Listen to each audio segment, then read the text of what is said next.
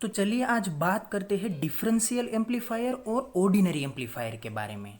जैसे हम ordinary amplifier के बारे में बात करते हैं तो हम ये जानते हैं कि ऑर्डिनरी एम्पलीफायर का जो पर्पस है वो एक सिग्नल को एम्पलीफाई करके आउटपुट में जो ये अपना ऑर्डिनरी सा सिग्नल होता है उस सिग्नल को राइज अप करने का है। लेकिन हमारे पास अभी यहाँ पे ये जो डिफरेंशियल एम्पलीफायर वाला वर्ड है वो वर्ड हमारे लिए एक नया है। लेकिन अगर दोनों को ठीक तरह से देखा जाए तो ऑर्डिनरी एम्पलीफायर और डिफरेंशियल एम्पलीफायर दोनों टर्म्स के अंदर एक वर्ड कॉमन है और वो है एम्पलीफायर। मतलब कि अगर आप ऑर्डिनरी एम्पलीफायर के बारे में बात करते हैं या फिर डिफरेंशियल एम्पलीफायर के बारे में बात करते हैं तो दोनों आइटम्स का या फिर दोनों ये जो हमारे इंस्ट्रूमेंट है इन दोनों इंस्ट्रूमेंट का बेसिक प्रिंसिपल है एम्पलीफिकेशन देना। लेकिन ऑर्डिनरी एम्पलीफायर सिर्फ और सिर्फ एक सिग्नल को एम्पलीफाई करता है, जबकि ये जो हमारा डिफरेंशियल एम्पलीफायर है वो दो अलग अलग सिग्नल के बीच का ये जो डिफरेंस होता है इस डिफरेंस को एम्पलीफाई करने का काम करता है। मतलब कि यहाँ पे दोनों का काम एम्पलीफिकेशन का है, लेकिन ये जो दोनों का प्रिंसिपल है वो प्रिंसिपल कुछ एक हद तक इक्वल है, लेकिन उस हद के आगे ये क्या है, डिफरेंट है। तो आज हम यहाँ पे ये देखेंगे कि ऑर्डिनरी एम्पलीफायर और डिफरेंशियल एम्पलीफायर इन दोनों के बीच में डिफरेंस क्या है और ये जो दोनों की बेसिक एप्लीकेशन है ये एप्लीकेशन कौन कौन सी है। और आगे हम इस पूरे के पूरे वीडियो सीरीज के लेक्चर्स में हम ये देखेंगे कि ये जो डिफरेंशियल एम्पलीफायर है उसकी अलग अलग टर्म्स कौन सी है, ये डिफरेंशियल एम्पलीफायर कहाँ पे अप्लाई होते हैं, ये जो डिफरेंशियल एम्पलीफायर से इसकी एप्लीकेशन जो है वो एप्लीकेशन किस तरह से प्रिंसिपल के ऊपर काम करती है। तो ये पूरी की पूरी वीडियो लेक्चर की सीरीज़ में हम यही बात करने वाले हैं। अगर आपने अभी तक मेरा चैनल सब्सक्राइब नहीं किया है तो आप इस चैनल को सब्सक्राइब कर लीजिए और आप इस चैनल के प्लेलिस्ट में जाकर देखिए, वहाँ पे आपको डिफरेंशियल एम्पलीफायर या फिर इसे आप बोल सकते हैं कि ऑपरेशनल एम्पलीफायर इस पूरे के पूरे टॉपिक के ऊपर आपको एक वीडियो सीरीज़ के एक लेक्चर मिलेंगे। वो जो सभी लेक्चर है उन सभी लेक्चर्स में जो भी इम्पोर्टेंट टॉपिक है अबाउट डिफरेंशियल एम्पलीफायर या फिर ऑपरेशनल एम्पलीफायर वो सभी टॉपिक आपको वहाँ पे मिल जाएंगे। तो अभी हम यहाँ पे बात करते हैं कि ये जो हमारा ऑर्डिनरी एम्पलीफायर है और डिफरेंशियल एम्पलीफायर है इन दोनों के बीच में कौन कौन से रिलेशंस आते हैं। तो देखिए, हम ऑर्डिनरी एम्पलीफायर को अच्छी तरह से जानते हैं और ऑर्डिनरी एम्पलीफायर की जो सर्किट होती है कि जिसमें हम पोटेंशियल डिवाइडर बायस का यूज़ करते हैं, एक ट्रांजिस्टर का यूज़ करते हैं जो कि कॉमन एमीटर कनेक्शन में कनेक्ट किया हुआ होता है, और हम यहाँ पे ये जो इनपुट सिग्नल प्रोवाइड करते हैं वो इनपुट सिग्नल ट्रांजिस्टर के बेस टर्मिनल के पास में प्रोवाइड करते हैं। तो ये कुछ इस तरह से हमारी ये सर्किट प्रिपेयर होती है जिसके बारे में हम अच्छी तरह से जानते हैं।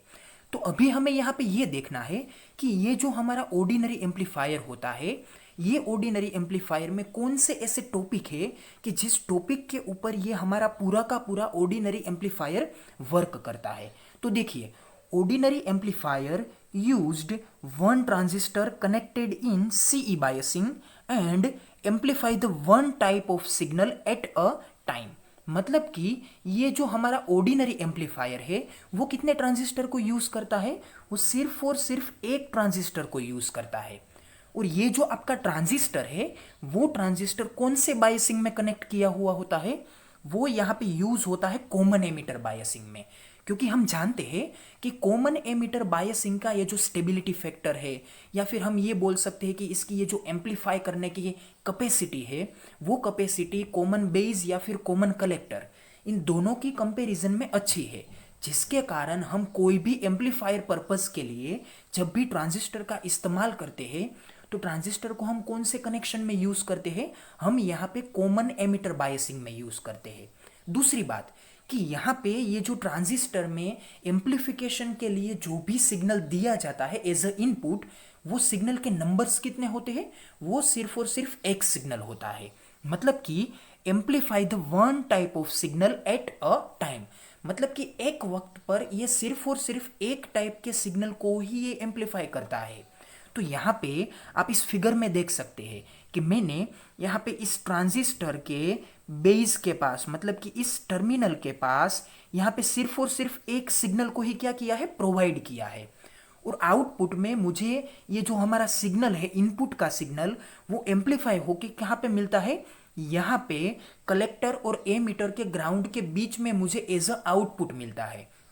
और दूसरी बात जो कि हम जानते हैं कि ये इनपुट और ये आउटपुट, मतलब कि इन दोनों के बीच में 180 डिग्री का क्या होता है, फेज रिवर्सल होता है, जिसके कारण हमें ये इनपुट और आउटपुट दोनों सिग्नल के बीच में ये जो हमें राइवल देखने को मिलता है। मतलब कि अगर इनपुट में पहला साइकिल पॉजिटिव होता है तो आउटपुट में ये जो पहला साइकिल है वो क्या होगा, नेगेटिव होगा। और अगर इनपुट में दूसरा साइकिल नेगेटिव है तो आउटपुट में ये दूसरा साइकिल क्या होगा, पॉजिटिव होगा। तो कुछ इस तरह से हमें 180 डिग्री का फेज शिफ्ट मिलता है। तो हमने तीन बातों को यहाँ पे अच्छी तरह से मेंशन किया। पहली बात कौन सी है कि ऑर्डिनरी एम्पलीफायर में सिर्फ और सिर्फ एक ट्रांजिस्टर यूज होता है और ये ट्रांजिस्टर कौन से बायसिंग में कनेक्ट किया हुआ होता है, सीई बायसिंग में कनेक्ट किया जाता है। तीसरी बात कि ये एम्पलीफाई कर सकता है, कितने सिग्नल को एम्पलीफाई कर सकता है, एट अ टाइम सिर्फ और सिर्फ वन सिग्नल को ही ये क्या कर सकता है, एम्पलीफाई कर सकता है। तो ये थे बेसिक कंस्ट्रक्शन के बारे में पॉइंट। अब दूसरी बात देखते हैं। The basic purpose of ordinary amplifier is to amplify the one type of signal only. मतलब कि ये जो हमारा एम्पलीफायर का मेन पर्पज जो है वो पर्पज क्या है कि सिर्फ और सिर्फ एक तरह के सिग्नल को ही हम यहाँ पे एक वक्त पे एम्पलीफाई करना चाहते हैं। हम यहाँ पे कोई सिग्नल्स का कॉम्बिनेशन यूज़ नहीं करते हैं, या तो फिर दो अलग अलग सिग्नल को भी हम यहाँ पे यूज़ नहीं करते हैं।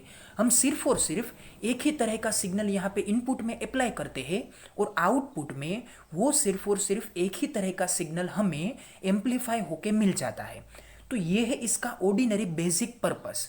तो यहाँ पे हम इस सर्किट के डिज़ाइनिंग को भी देख सकते हैं कि जिसमें हमने बात की थी कि जब हम कोई भी एम्पलीफायर सर्किट को यूज़ करते हैं तो वो एम्पलीफायर सर्किट कैसी होती है। यहाँ पे हम कॉमन एमीटर कनेक्शन यूज़ करते हैं और हेल्पिंग कंपोनेंट्स का यूज़ करके पोटेंशियल डिवाइडर बायस को भी हम यहाँ पे क्या करते हैं, कंस्ट्रक्ट करते हैं। क्योंकि ये जो आपके चार अलग अलग रजिस्टर्स है वो रजिस्टर किसे डिफाइन करते हैं, वो यहाँ पे पोटेंशियल डिवाइडर बायस को डिफाइन करते हैं। दूसरी बात कि यहाँ पे ये जो दो अलग अलग कैपेसिटर्स यूज होते हैं वो कैपेसिटर यहाँ पे ऑप्शनल पाथ प्रोवाइड करने के लिए और एसी सिग्नल और डीसी सिग्नल इन दोनों के बीच में डिफरेंस क्रिएट करने के लिए यहाँ पे कनेक्ट किए जाते हैं। क्योंकि इन सभी बातों को हम अच्छी तरह से समझ चुके हैं, लेकिन हमारे लिए ये सभी बात इसलिए मायने रखती है क्योंकि जब हम डिफरेंशियल एम्पलीफायर के कंस्ट्रक्शन के बारे में बात करेंगे तो वहां पे हमें इन सभी बातों को कंपेयर करना पड़ेगा। सो आई होप कि यहाँ पे आपको ये जो हमारा ऑर्डिनरी एम्पलीफायर है, इस ऑर्डिनरी एम्पलीफायर का ये कंस्ट्रक्शन और इनके ये जो सभी इंपॉर्टेंट टॉपिक्स है उसका ये जो ओवरव्यू था वो यहाँ पे समझ में आ गया होगा।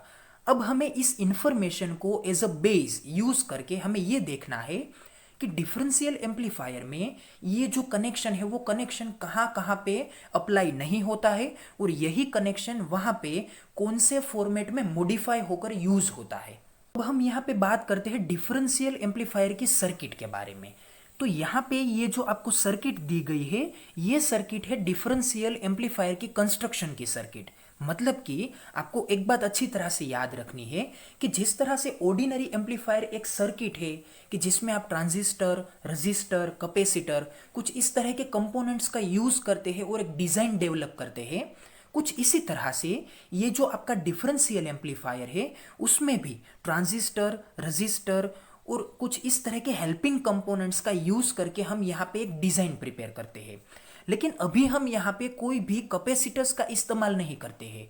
लेकिन जो दूसरी बात नोटिस करने वाली है वो ये है कि यहाँ पे दो ट्रांजिस्टर्स का इस्तेमाल किया जाता है, जबकि ऑर्डिनरी एम्पलीफायर में सिर्फ और सिर्फ एक ही ट्रांजिस्टर का इस्तेमाल किया गया था। तो ये हो गई एक कंपैरिजन कि ऑर्डिनरी एम्पलीफायर में सिर्फ एक ट्रांजिस्टर का इस्तेमाल होता है, जबकि आपके डिफरेंशियल एम्पलीफायर में दो ट्रांजिस्टर्स का इस्तेमाल होता है। तो ये था एक पॉइंट। दूसरा पॉइंट कौन सा है कि ऑर्डिनरी एम्पलीफायर में आप पोटेंशियल डिवाइडर बायस का यूज करते थे। तो पोटेंशियल डिवाइडर बायस में R1, R2, RC और RE कुछ इस तरह से चार रजिस्टर्स होते हैं। तो R1 और R2 आप इन दोनों को किस तरह से कनेक्ट करते थे, वहां पे आप इन दोनों को पैरेलल कनेक्शन में यूज करते थे। जबकि यहाँ पे ये जो आपके रजिस्टर्स है वो कितने हैं टोटल, तो यहाँ पे टोटल 3 रजिस्टर्स है। तो यहाँ पे ये ऊपर के 2 रजिस्टर जिसे मैंने नाम दे रखा है RC1 और दूसरे का नाम है RC2। तो कुछ इस तरह से ये दोनों जो रजिस्टर है वो रजिस्टर आपके ट्रांजिस्टर के कलेक्टर टर्मिनल के साथ यूज किए गए हैं। इसलिए मैंने इस रजिस्टर का नाम यहाँ पे क्या दिया है, RC1 और RC2, क्योंकि ये ट्रांजिस्टर के कलेक्टर टर्मिनल के साथ कनेक्ट किए जाते हैं। दूसरी बात कि ये जो दोनों रजिस्टर है वो दोनों रजिस्टर एक दूसरे के साथ यहाँ पे कॉमन होके एक कॉमन VCC सप्लाई के साथ क्या हुए हैं, कनेक्ट हुए हैं। मतलब कि ये जो बैटरी से प्रोवाइड किया जाने वाला VCC सप्लाई है वो VCC सप्लाई यहाँ पे दोनों रजिस्टर से डिवाइड होकर किसे मिलेगा, ये यहाँ पे ट्रांजिस्टर T2 और ट्रांजिस्टर T1 दोनों को इक्वल वैल्यूज में मिलेगा। क्योंकि आप देख सकते हैं कि ये जो VCC सप्लाई है इस VCC सप्लाई के साथ आपके ये जो ट्रांजिस्टर T2 और आपका ये जो ट्रांजिस्टर T1 दोनों ट्रांजिस्टर है वो यहाँ पे पैरेलल फॉर्मेट में कनेक्ट किए जा चुके हैं। मतलब कि यहाँ से प्रोवाइड किया जाने वाला VCC सप्लाई कुछ इस तरह से 2 अलग अलग पाथ में क्या होता है, डिवाइड होता है। मतलब अगर मैं यहाँ पे 15 वोल्ट का सिग्नल प्रोवाइड करता हूँ तो क्या होगा, ये 15 वोल्ट का सिग्नल यहाँ पे भी 15 वोल्ट पे जाएगा और यहाँ पे भी 15 वोल्ट पे जाएगा। तो ये बेनिफिट है कि जब हम पैरेलल कॉम्बिनेशन यूज करते हैं सर्किट में, तो पैरेलल कॉम्बिनेशन के कारण यहाँ पे ये जो वोल्टेज प्रोवाइड किया जाता है वो वोल्टेज इक्वल वैल्यूज में प्रोवाइड किया जाता है। तो इसके कारण क्या होगा कि ये जो दोनों ट्रांजिस्टर है, दोनों ट्रांजिस्टर की ये जो पहली आर्म है और ये दूसरी आर्म है, मतलब कि इन दोनों आर्म्स को इक्वल वोल्टेज की वैल्यूज क्या होगी, प्रोवाइड होगी। तो आगे हम ये देखते हैं कि ये जो दोनों ट्रांजिस्टर्स है इन दोनों ट्रांजिस्टर के ये कौन से टर्मिनल है, ये टर्मिनल है एमिटर टर्मिनल।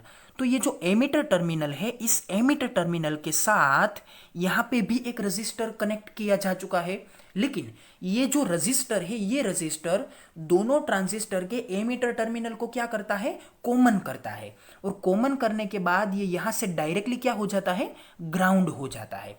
तो दोनों ट्रांजिस्टर का ये जो रजिस्टर कॉमन है और वो किसके साथ कनेक्ट किया जा चुका है, वो यहाँ पे एमिटर टर्मिनल के साथ कनेक्ट किया हुआ है। जिसके कारण हम इस रजिस्टर को क्या बोलते हैं, हम इसे बोलते हैं RE रजिस्टर, मतलब कि एमिटर रजिस्टर।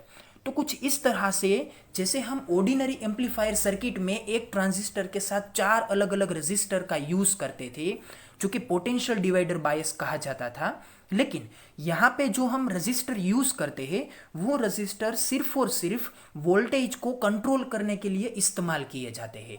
हमें यहाँ पे कोई भी बायसिंग प्रोवाइड करने की आवश्यकता नहीं है। मतलब कि जैसे ऑर्डिनरी एम्पलीफायर में हमें स्टेबिलिटी फैक्टर को मेंटेन करने के लिए पोटेंशियल डिवाइडर बायस का कनेक्शन जरूरी था, कुछ इसी तरह से डिफरेंशियल एम्पलीफायर में इस तरह के कनेक्शन की कोई भी नीड नहीं है। तो आपको ये याद रखना है कि ये जो तीनों रजिस्टर यहाँ पे यूज किए गए हैं वो सिर्फ और सिर्फ पोटेंशियल्स को, मतलब कि वोल्टेजेस को मेंटेन करने के लिए यहाँ पे यूज किए गए हैं। अब आपको ये देखना है कि ये जो आपका ट्रांजिस्टर है और ये जो आपका ट्रांजिस्टर है वो दोनों ट्रांजिस्टर यहाँ पे 100% आइडेंटिकल होने चाहिए। आइडेंटिकल से मेरा मतलब ये है कि अगर आप यहाँ पे एक ट्रांजिस्टर को BC547, जो कि ये ट्रांजिस्टर का एक लेबलिंग है BC547, अगर आप कुछ इस तरह से एक ट्रांजिस्टर को इस्तेमाल करते हैं तो दोनों ट्रांजिस्टर को आपको इसी फैक्टर में और इसी फॉर्मेट में यूज करना पड़ेगा।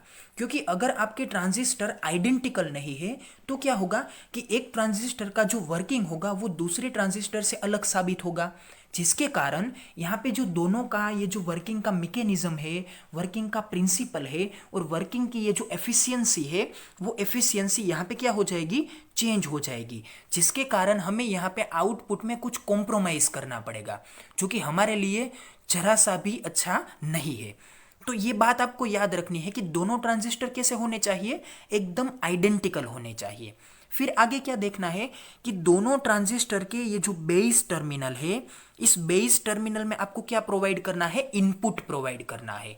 मतलब कि अगर यहाँ पे दो ट्रांजिस्टर है तो इस पूरे के पूरे डिफरेंशियल एम्पलीफायर के अंदर हमें इनपुट प्रोवाइड करने के लिए भी दो अलग अलग टर्मिनल्स मिलेंगे।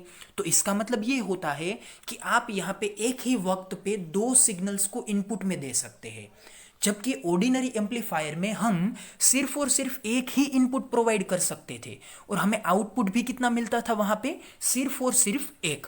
तो यहाँ पे हमें ये बेनिफिट है कि हम यहाँ पे दो अलग अलग इनपुट को प्रोवाइड कर सकते हैं, और जैसे कि हम दो इनपुट प्रोवाइड कर सकते हैं तो ऑब्वियस थिंग है कि हमें यहाँ पे दो आउटपुट भी मिलेंगे। तो यहाँ पे एग्जैक्टली कलेक्टर टर्मिनल के पास हमने आउटपुट लेने के लिए दो टर्मिनल्स को यहाँ पे प्रोवाइड किया है। तो ट्रांजिस्टर T1 और ट्रांजिस्टर T2 दोनों में ये जो आपके कलेक्टर टर्मिनल्स है, और ये जो कलेक्टर टर्मिनल में से आप आउटपुट ले रहे हैं वो कहाँ से ले रहे हैं, वो आप रजिस्टर के नीचे से ले रहे हैं। मतलब कि आपको रजिस्टर के ऊपर ड्रॉप होने वाले वोल्टेज को आउटपुट में कंसीडर नहीं करना है।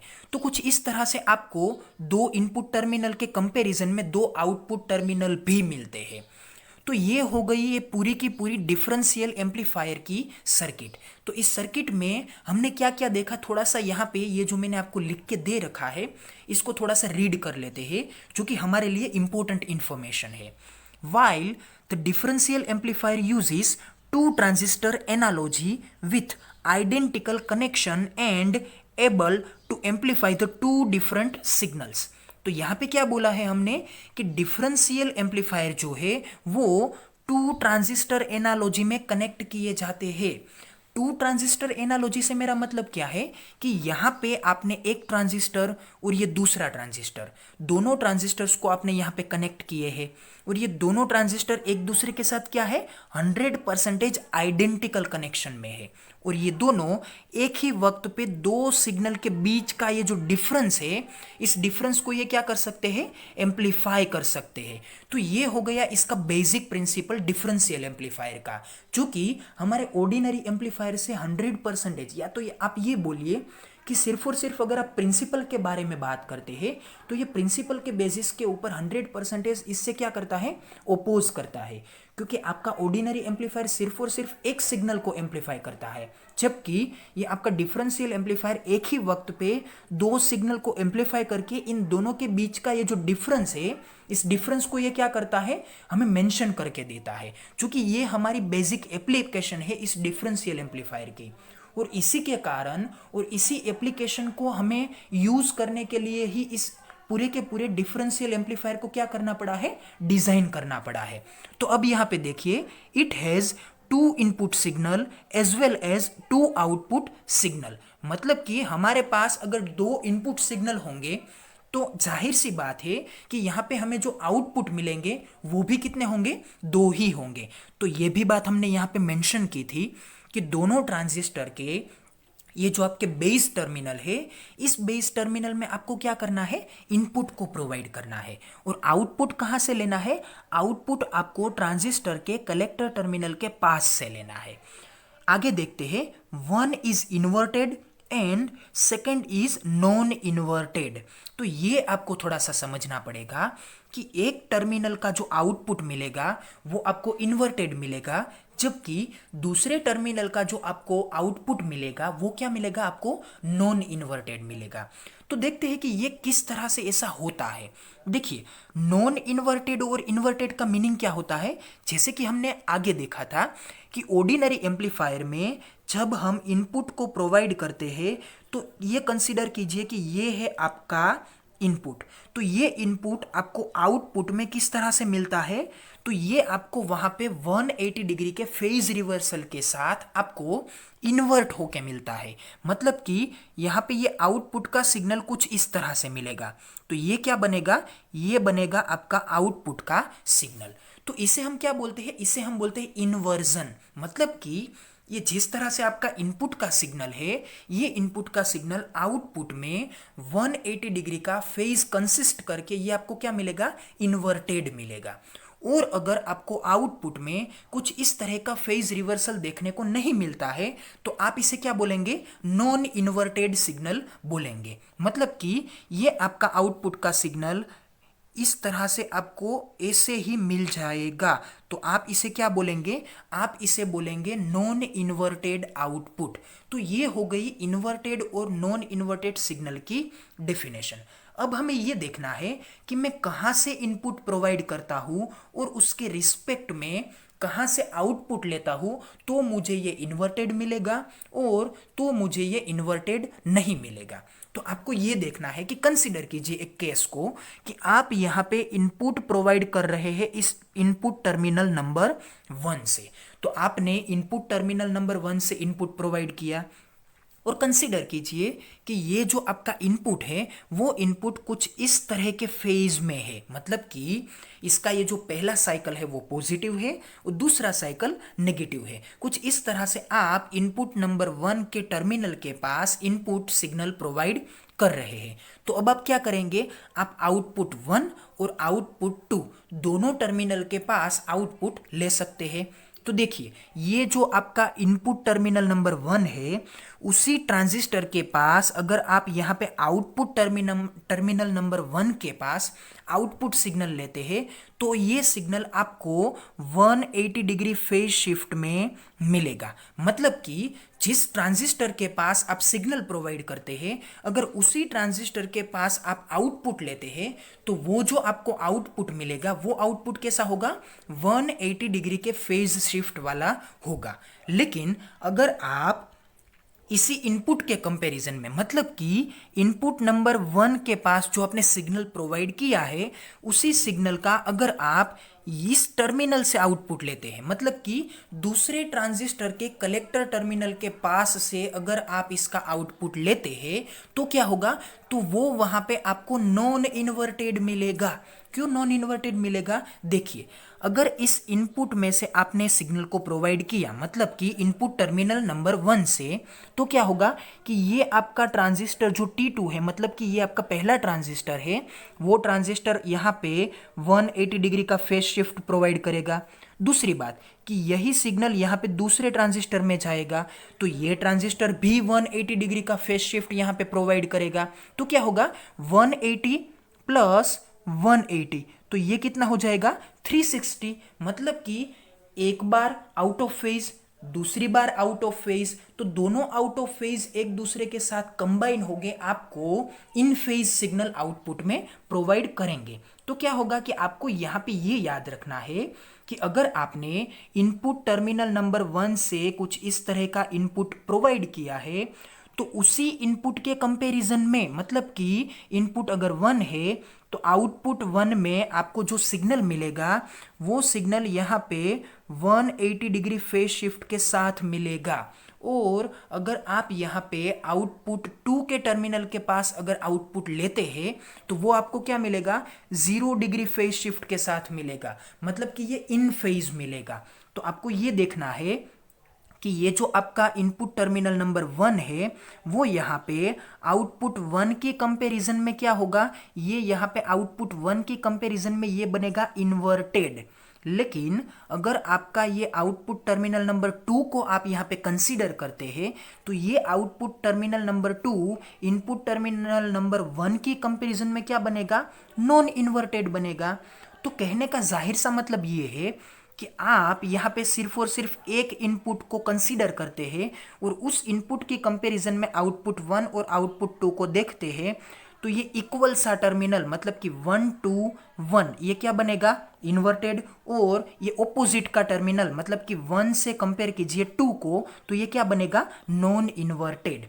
तो कुछ इसी तरह से अगर मैं इनपुट टर्मिनल नंबर 2 के बारे में बात करता हूं तो क्या होगा, इनपुट टर्मिनल नंबर 2 के केस में ये आपका आउटपुट टर्मिनल नंबर 2 बनेगा इन्वर्टेड और ये इनपुट टर्मिनल नंबर 2 के कंपैरिजन में ये आउटपुट टर्मिनल नंबर 1 बनेगा नॉन इन्वर्टेड। तो कुछ इस तरह से हमने ये पूरी की पूरी सर्किट में ये जो चेंज है इन्वर्टेड और नॉन इन्वर्टेड का, वो हमने यहाँ पे अच्छी तरह से समझ लिया है। दूसरी बात कि ये जो हमारा ऑर्डिनरी सिंबॉलिक फिगर है किसका, डिफरेंशियल एम्पलीफायर का, वो यहाँ पे ये कुछ इस तरह से ट्राइंगल के फॉर्मेट में रिप्रेजेंट किया जाता है। तो देखिए ये जो पूरी की पूरी सर्किट का कंस्ट्रक्शन है, इस कंस्ट्रक्शन में हमारे लिए जो इंपॉर्टेंट टर्मिनल है वो कितने हैं, वो है यहाँ पे इनपुट 1, ये है इनपुट 2 और ये है आउटपुट 1 और ये है आउटपुट 2। तो इन चारों टर्मिनल को हमने यहाँ पे इस पूरी की पूरी सिंबॉलिक फिगर में यूज कर लिया है। तो देखिए ये दोनों इनपुट, ये इनपुट 1 और इनपुट 2, कुछ इस तरह से हमने इनपुट 1 और इनपुट 2 यहाँ पे यूज कर लिया और इन दोनों के रिस्पेक्ट में आउटपुट 1 और आउटपुट 2 को भी हमने यहाँ पे कंपेयर कर लिया। और यहाँ पे हम इनपुट 1 में और इनपुट 2 में दोनों में अलग अलग तरह से सिग्नल को प्रोवाइड कर सकते हैं। तो मैंने ये बोला था कि ये जो डिफरेंशियल एम्पलीफायर है उसका बेसिक प्रिंसिपल क्या है, दो अलग अलग सिग्नल के बीच का ये जो डिफरेंस है, इस डिफरेंस को एम्पलीफाई करने का इसका क्या है, बेसिक प्रिंसिपल है। अब आप देखिए कि मैं यहाँ पे दो अलग अलग इनपुट को सिर्फ और सिर्फ एक ही आउटपुट के साथ क्या करता हूँ, कंपेयर करता हूँ। देखिए यहाँ पे आपका इनपुट टर्मिनल नंबर 1 है कि जिसमें मैं कुछ इस तरह के सिग्नल को क्या कर रहा हूँ, प्रोवाइड कर रहा हूँ। तो ये इनपुट टर्मिनल नंबर 1 के लिए मैं यहाँ पे आउटपुट 1 को ही कंसीडर करता हूँ। तो आउटपुट 1 में ये आपका इनपुट टर्मिनल नंबर 1 किस तरह से मिलेगा, इक्वल्स रिलेशन में ये मिलेगा मुझे यहाँ पे 180 डिग्री के फेज शिफ्ट के साथ। तो क्या होगा कि ये जो आपका सिग्नल है, ये सिग्नल मुझे यहाँ पे आउटपुट 1 के पास एम्पलीफाई होकर इन्वर्टेड होकर मिलेगा। तो ये सिग्नल इनपुट 1 के लिए मुझे आउटपुट 1 पे कैसा मिलेगा, देखिए ये सिग्नल मुझे मिलेगा कुछ इस तरह से, मतलब कि ये एम्पलीफाई तो होगा ही, जिसके कारण मैंने यहाँ पे इस एम्पलीट्यूड की कंपैरिजन में इस एम्पलीट्यूड को क्या रखा है, थोड़ा सा लार्जर रखा है और ये 180 डिग्री का फेज शिफ्ट भी है। तो इनपुट 1 के कंपैरिजन में आउटपुट 1 मुझे कुछ इस तरह से मिलेगा। अब देखिए मैं दूसरे इनपुट सिग्नल के पास कुछ कम एम्पलीट्यूड वाला सिग्नल प्रोवाइड करता हूँ और उसी सिग्नल का मतलब कि ये इनपुट 2 के टर्मिनल के ऊपर प्रोवाइड किया जाने वाला इनपुट सिग्नल में वही आउटपुट 1 से आउटपुट सिग्नल लेने की कोशिश करता हूँ। तो देखिए यहाँ पे क्या होगा, टर्मिनल इनपुट जो है वो क्या है, 2 नंबर का है और आउटपुट कौन सा है, 1 नंबर का, मतलब कि यहाँ पे क्रॉस कनेक्शन है। तो क्रॉस कनेक्शन में हमने क्या देखा था कि आउटपुट में क्या मिलेगा, नॉन इन्वर्टेड सिग्नल मिलेगा, मतलब कि यहाँ पे 180 डिग्री का फेज शिफ्ट नहीं मिलेगा। तो क्या होगा कि वो सिग्नल ऐसे ही हमें आउटपुट में मिल जाएगा, लेकिन ये क्या होगा, एम्पलीफाई होगा। तो क्या करेंगे कि ये जो इसका फेज है वो फेज आउटपुट में कुछ ऐसा ही रहेगा, लेकिन ये थोड़ा सा एम्पलीफाई होगा। तो क्या करते हैं, ये थोड़ा सा एम्पलीफाई करते हैं और कुछ इस तरह से हमें सिग्नल मिलेगा। तो ये सिग्नल कौन सा है, इनपुट 2 में प्रोवाइड किया जाने वाला जो इनपुट सिग्नल है, उस इनपुट सिग्नल का आउटपुट टर्मिनल नंबर 1 के पास हमें मिलने वाला आउटपुट है। तो ये क्या होता है, यहाँ पे देखिए हमने यहाँ पे दोनों इनपुट को प्रोवाइड किया अलग अलग इनपुट सिग्नल से और आउटपुट हमने सिर्फ और सिर्फ एक टर्मिनल से ही लिया। तो क्या हुआ, एक केस में ये हमें इन्वर्टेड मिला और दूसरे केस में हमें ये नॉन इन्वर्टेड मिला। तो देखिए अगर एक ही टर्मिनल से आप आउटपुट लेते हैं और एक ही वक्त पे लेते हैं, और दूसरी बात कि ये एक सिग्नल है इन्वर्टेड और दूसरा सिग्नल है नॉन इन्वर्टेड, तो ये दोनों सिग्नल क्या हो जाएंगे, एक दूसरे के साथ सुपर इम्पोज हो जाएंगे, मतलब कि ये एक दूसरे के साथ मर्ज हो जाएंगे और इन दोनों का ये क्या होगा, यहाँ पे कंस्ट्रक्टिव और डिस्ट्रक्टिव जिस भी तरह का यहाँ पे इंटरफियरेंस होना पॉसिबल होगा वो इंटरफियरेंस यहाँ पे लागू होगा। तो इसी तरह से यहाँ पे कंस्ट्रक्टिव और डिस्ट्रक्टिव दोनों तरह के इंटरफियरेंस में से जो भी इंटरफियरेंस यहाँ पे अप्लाई होना चाहिए वो यहाँ पे अप्लाई होगा और उसके कारण हमें यहाँ पे रिजल्टेंट सिग्नल मिलेगा। तो देखिए ये सिग्नल में क्या है, यहाँ पे पहला साइकिल पॉजिटिव है, तो यहाँ पे पहला साइकिल कौन सा है, नेगेटिव। यहाँ पे दूसरा साइकिल क्या है, पॉजिटिव। तो यहाँ पे दूसरा साइकिल है नेगेटिव। तो ये दोनों एक दूसरे के साथ मर्ज होके एक दूसरे के साथ इंटरफियरेंस का फिनोमिनन अप्लाई करके क्या देंगे, हमें यहाँ पे एक रिजल्टेंट सिग्नल देंगे। जो रिजल्टेंट सिग्नल यहाँ पे इस नेगेटिव और पॉजिटिव दोनों को ऐड करने के कारण हमें यहाँ पे जो रिजल्ट में मिलेगा उसके इक्वल में आएगा। तो यहाँ पे क्या होगा कि इन दोनों के बीच का जितना डिफरेंस होगा उतने डिफरेंस का ही सिग्नल हमें आउटपुट में मिलेगा, वरना ये जो इन दोनों के बीच का डिफरेंस अगर जीरो बनता है तो आउटपुट में हमें कोई भी सिग्नल नहीं मिलेगा। तो अगर मैं इसे वोल्टेज के नंबर के साथ कंपेयर करके आपको दिखाता हूं तो क्या होगा, कंसीडर कीजिए कि ये जो आपका इनपुट टर्मिनल नंबर 1 है वहां पे मैंने मैक्सिमम एम्पलीट्यूड का सिग्नल यहाँ पे कंसीडर कीजिए कि 3 वोल्ट का प्रोवाइड किया है, और ये आपका इनपुट टर्मिनल नंबर जो 2 है इसको मैंने यहाँ पे 2 वोल्ट का सिग्नल यहाँ पे प्रोवाइड किया है। तो क्या होगा, आउटपुट नंबर 1 के पास मुझे ये जो इनपुट 1 का आउटपुट मिलेगा वो क्या होगा, इन्वर्टेड होगा। तो यहाँ पे क्या होगा, ये जो इसका वोल्टेज है वो यहाँ पे पहले तो राइज अप होगा। तो कंसीडर कीजिए कि यहाँ पे 2 वोल्ट का इंक्रीमेंट आता है तो आउटपुट कितना बनेगा, 5 वोल्ट बनेगा। लेकिन ये क्या है, इन्वर्टेड है, जिसके कारण इसके आगे साइन कौन सी आएगी, नेगेटिव आएगी, क्योंकि यहाँ पे पहले पॉजिटिव एम्पलीट्यूड की कंपैरिजन में यहाँ पे आउटपुट में कितना एम्पलीट्यूड मिलता है, नेगेटिव साइड में मिलता है, जिसके कारण ये वैल्यू क्या बनेगी, नेगेटिव बनेगी। और ये दूसरे इनपुट में हमने कितने वोल्ट प्रोवाइड किए हैं, 2 वोल्ट प्रोवाइड किए हैं। तो आउटपुट में कंसीडर कीजिए कि इसका भी ये जो आउटपुट मिलता है वो आउटपुट कितना है, वो यहाँ पे 2 वोल्ट का इजाफा होने के कारण ये हमें मिलता है 4 वोल्ट। लेकिन ये दूसरे इनपुट की कंपैरिजन में पहला आउटपुट तो इन फेज रहेगा, नॉन इन्वर्टेड रहेगा, तो यहाँ पे तो positive sign as it is apply होगी। तो देखिए, एक है नेगेटिव 5 वोल्ट की पीक और उसी वक्त दूसरे सिग्नल की कितनी पीक है, पॉजिटिव 4 वोल्ट की पीक है। तो ये दोनों एक दूसरे के साथ कंबाइन होंगे, सुपर इंपोज होंगे, तो आउटपुट में कितना मिलेगा, -5 + 4, आउटपुट में मुझे मिलेगा -1 वोल्ट। तो इसका मतलब ये होगा कि मुझे जो आउटपुट मिलेगा वो आउटपुट कैसा होगा, आउट ऑफ फेज बनेगा, मतलब कि इन्वर्टेड फॉर्मेट में मिलेगा, जिसका मैक्सिमम एम्पलीट्यूड कितना होगा, 1 वोल्ट।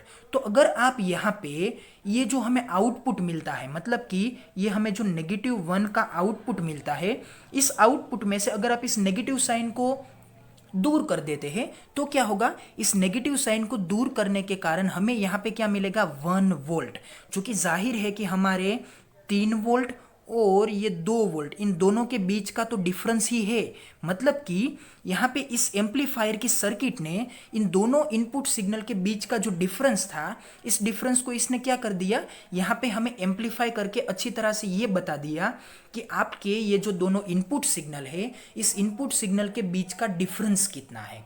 तो आई होप कि यहाँ पे आपको ये डिफरेंशियल एम्पलीफायर का ये जो फिनोमिनन था वो फिनोमिनन अच्छी तरह से समझ में आ गया होगा। तो यहाँ पे मैंने आपको कुछ लिस्ट करके टॉपिक दिए हुए हैं जो कि डिफरेंशियल एम्पलीफायर की सर्किट के बारे में हमें जानने बहुत ही इम्पोर्टेंट है। तो जैसे ही आप चैनल में मेरे इस प्लेलिस्ट को चेक करेंगे तो प्लेलिस्ट में आपको इन सभी टॉपिक्स के ऊपर जो जो भी अलग अलग तरह से लेक्चर्स मैंने आपको बना के दे रखे हैं वो आपको वहाँ से मिल जाएंगे। तो डिफरेंशियल एम्पलीफायर के कंपैरिजन में जो भी इम्पोर्टेंट टॉपिक है वो टॉपिक कितने हैं, एक तो है ऑपरेशनल एम्पलीफायर का पूरा वर्किंग मैकेनिज्म। फिर हम क्या देखेंगे कि इस ऑपरेशनल एम्पलीफायर को हम डिफरेंस के फॉर्मेट में, मतलब कि डिफरेंशियल एम्पलीफायर के फॉर्मेट में किस तरह से यूज कर सकते हैं। फिर हम यहाँ पे बेसिक सर्किट्स को देखेंगे, फिर इस पूरी की पूरी सर्किट के ऑपरेशन को देखेंगे। वहाँ पे हम ये देखेंगे कि ऑपरेशन में किस तरह से हम कॉमन मोड और डिफरेंशियल मोड दोनों को यूज कर सकते हैं। फिर हम यहाँ पे कुछ इसकी प्रॉपर्टीज और टर्म्स को देखेंगे जो कि है कॉमन मोड रिजेक्शन रेशियो। फिर हम यहाँ पे ये देखेंगे कि इस पूरी की पूरी डिफरेंशियल एम्पलीफायर में अगर मैं डीसी एनालॉजी को यूज करता हूँ तो ये डीसी एनालॉजी किस तरह से वर्क करती है। फिर हम ये भी देखेंगे कि ये जो आइडेंटिकल ऑपरेशनल एम्पलीफायर है, आइडेंटिकल, ये किस तरह से वर्क करता है। मतलब कि अगर आपका ऑपरेशनल एम्पलीफायर आइडियल फॉर्मेट में है तो वो कौन कौन से स्टेप्स है या फिर वो कौन कौन से मैथमेटिकल प्रॉपर्टीज है जो मैथमेटिकल प्रॉपर्टी इस डिफरेंशियल एम्पलीफायर में आपको प्रोवाइड करनी चाहिए। फिर हम ये देखेंगे कि ये जो आपका ऑपरेशनल एम्पलीफायर है वो कौन कौन सी एप्लीकेशंस के लिए इस्तेमाल किया जा सकता है, और बाद में हम देखेंगे कुछ न्यूमेरिकल प्रॉब्लम्स के बारे में। तो आपको अगर इन सभी टॉपिक्स को अच्छी तरह से समझना है तो आपको इस चैनल के प्लेलिस्ट को चेक करना चाहिए, जिसमें आपको इन सभी वीडियो की लिंक और अच्छी तरह से ये पूरे के पूरे डिस्क्रिप्शंस मिल जाएंगे। So thank you so much for watching my video. अगर आप कुछ इसी तरह से सभी अलग अलग वीडियोस को देखना चाहते हैं जो कि डिफरेंशियल एम्पलीफायर के ऊपर डिपेंडेंट है, तो आप मेरी चैनल के प्लेलिस्ट को चेक कर सकते हैं और उस प्लेलिस्ट में आपको ये सभी वीडियो की सीरीज मिल जाएंगी।